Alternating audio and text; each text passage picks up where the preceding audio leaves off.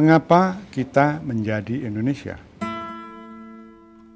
Haruskah kita menjadi Indonesia?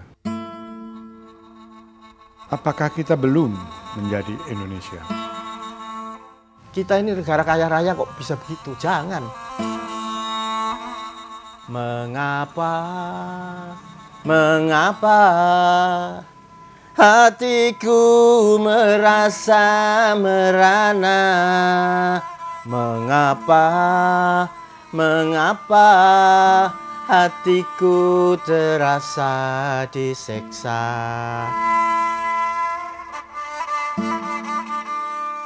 Jika rakyat kecil terlalu lama dibiarkan dalam kemiskinan, selalu diadu domba atas segala cara, mengapa tak kita bela mereka? Karena merekalah sesungguhnya penopang negeri ini. Saya tak menemukan yang lebih berarti daripada keberanian mengikuti kata hati. Kebenaran membela negeri yang kita cintai.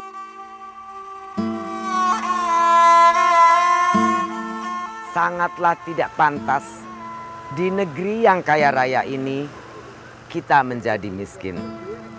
Seperti tikus mati di lumbung padi. Sumber daya apa yang kita tidak punya di negeri ini? Menjadi Indonesia. Dua patah kata itu menimbulkan sederet pertanyaan.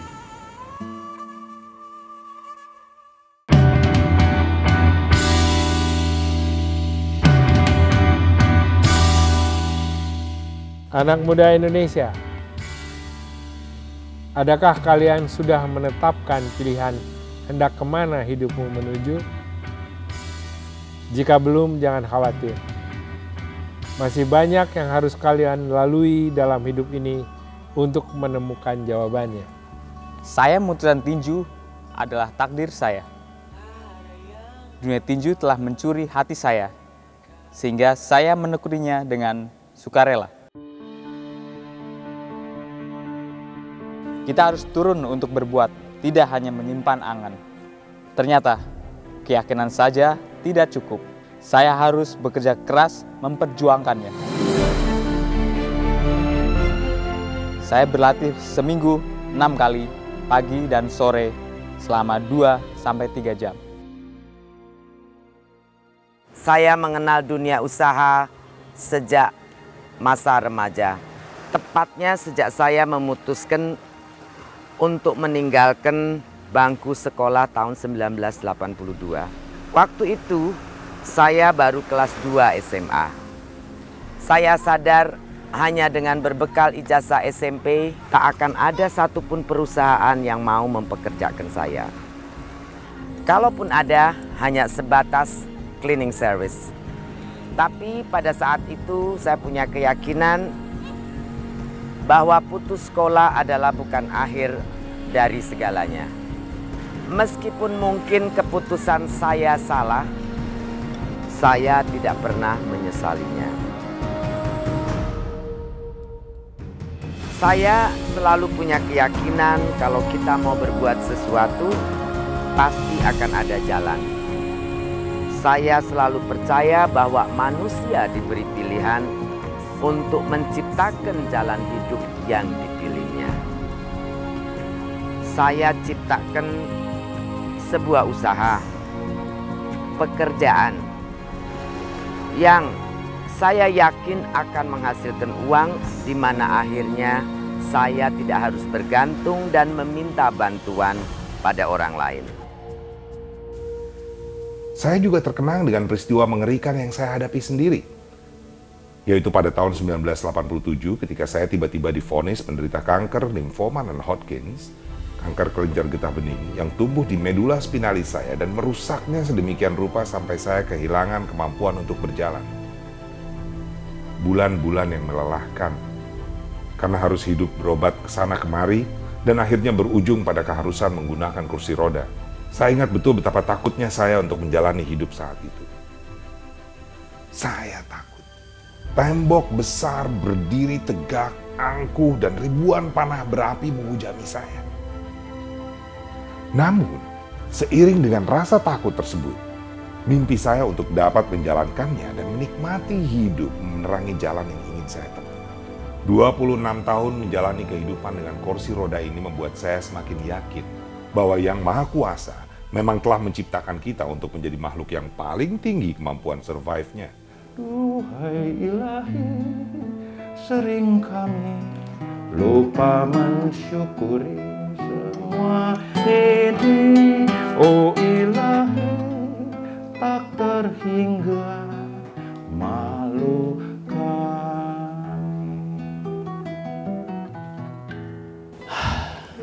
Saya berimajinasi, memimpikan muncul pemimpin yang dicintai dan mencintai rakyatnya. Pemimpin yang mencintai rakyatnya adalah sosok pemimpin yang hidup di tengah-tengah rakyatnya menjadi ritme kehidupan keseharian. Tapi pasti menuju mati. Memimpin adalah sebuah kata yang harus dilaksanakan oleh para pemimpin. Sebab kenyataannya hanya sedikit pemimpin di negeri ini yang memimpin. Yang banyak justru para pemimpin yang hanya memerintah. Ini terisi oleh sia-sia. Menjadi pemimpin bermula dari memimpin diri sendiri. Jika mereka melihat Anda dengan penuh keyakinan berani memimpin diri Anda sendiri, mereka akan mengikuti dan membantu Anda dengan tulus serta percaya kepada pemimpinan Anda. Yakin sajalah, jangan terlalu sering melihat ke belakang. Layaknya seorang pengemudi, kalau kita terlalu sering menatap ke kaca spion, pandangan kita ke depan justru menjadi tersendat-sendat.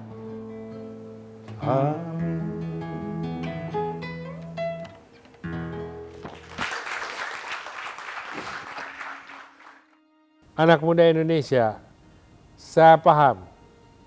Anak muda sering dibandingkan dengan pemuda di masa lalu, di masa revolusi yang menggelegar. Tapi ingatlah bahwa setiap generasi punya tantangan sendiri. Ketika Soekarno tumbuh dewasa, geopolitik dunia sedang bergerak dan berputar cepat. Kecerdasan dan kepekaan hatinya, kecintaan pada bangsa, membuatnya memimpin dan menempati barisan terdepan pergerakan kemerdekaan. Bung Karno pernah bilang, ini dadaku, mana dadamu?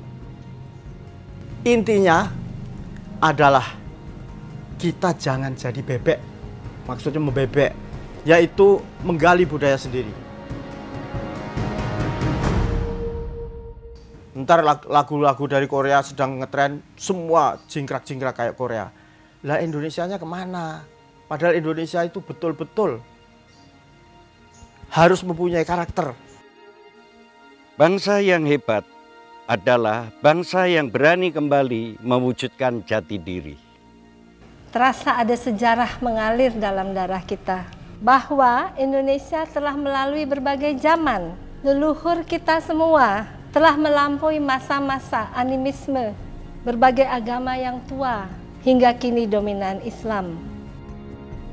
Tanpa membeda-bedakan untuk satu Indonesia. Bahwa sepatutnya kita merayakan perbedaan, penuh kedamaian. Saya tahu keadaan negara seling tidak menggembirakan, korupsi di mana-mana. Jangan biarkan keadaan yang buruk membuat Anda terpuruk.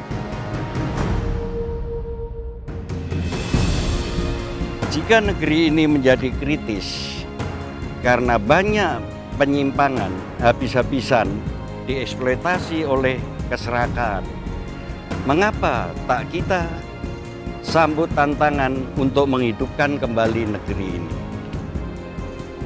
Indonesia membutuhkan sangat banyak pemimpin di berbagai lingkup dan tingkatan. Bentuk dan kembanglah diri Anda menjadi salah seorang pemimpin itu. Mari kita memulainya sekarang untuk masa depan Indonesia yang lebih baik. dengan niat yang tulus serta memohon kekuatan dari Tuhan.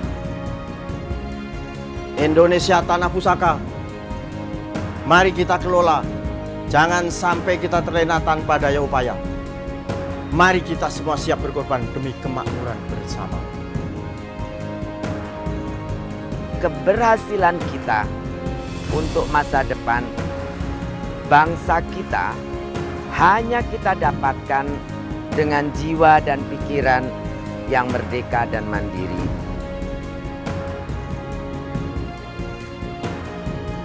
Untuk benar-benar sukses, Anda tidak bisa naik lift. Anda perlu naik tangga.